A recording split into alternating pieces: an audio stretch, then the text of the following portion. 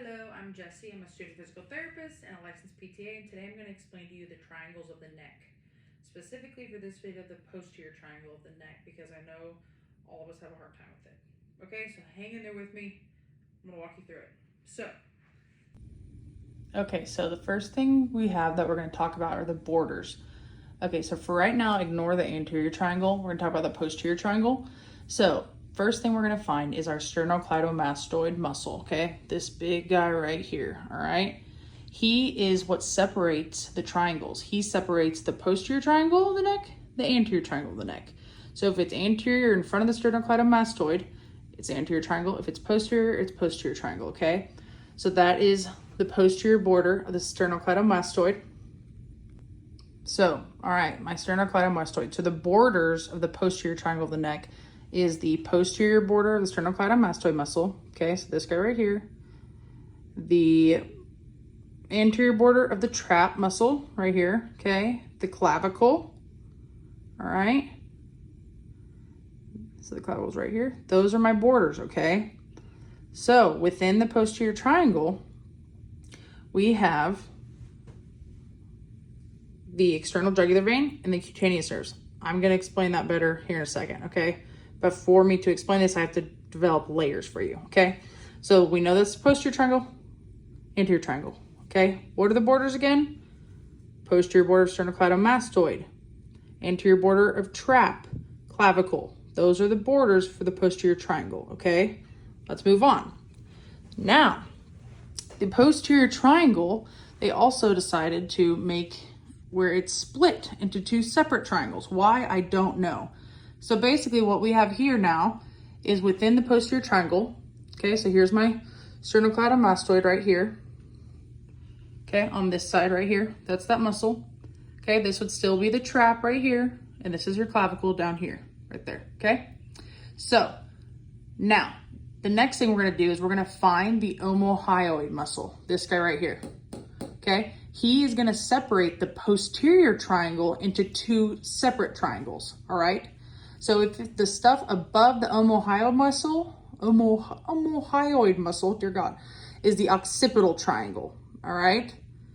The stuff or the area below the omohyoid muscle is the supraclavicular triangle, or also known as the subclavian triangle, all right? So it's either supra, like above clavicle, or subclavian, like it's going underneath the clavicle, all right? So the posterior triangle separates due to the omohyoid. Above omohyoid is the occipital triangle. Below omohyoid is the supraclavicular triangle or subclavian triangle, okay? But now you're probably thinking like, dear God, okay, well, where are all these contents? I was confused too. But what we have to realize is that yes, we have these borders that we started with over here. We have our sternocleidomastoid, okay? That's our anterior area border. We have our trap. We have our clavicle. What about the floor? Okay, so whenever we're saying floor of something, that means like deepest, the deepest thing. Like if I was to stand up on their neck, you're standing on it. So the deepest thing is the floor. So this is what I'm gonna show you is the floor, all right? So these things are below or near the arteries and stuff, okay? So the floor of the posterior triangle, which includes the occipital triangle and the subclavian triangle, we're gonna have these muscles, okay? These muscles are considered the floor of the posterior triangle. So the muscles are the splenius capitis muscle right there, okay? The levator scapula muscle or scapulae muscle, our posterior scalene muscle, middle scalene muscle, anterior scalene muscle, okay? So those muscles make up the floor of the posterior triangle or the bottom, okay? Like deep, all right? Then we're gonna have these crazy contents that we're gonna talk about, okay? So now we have our cervical plexus, okay? And our brachial plexus.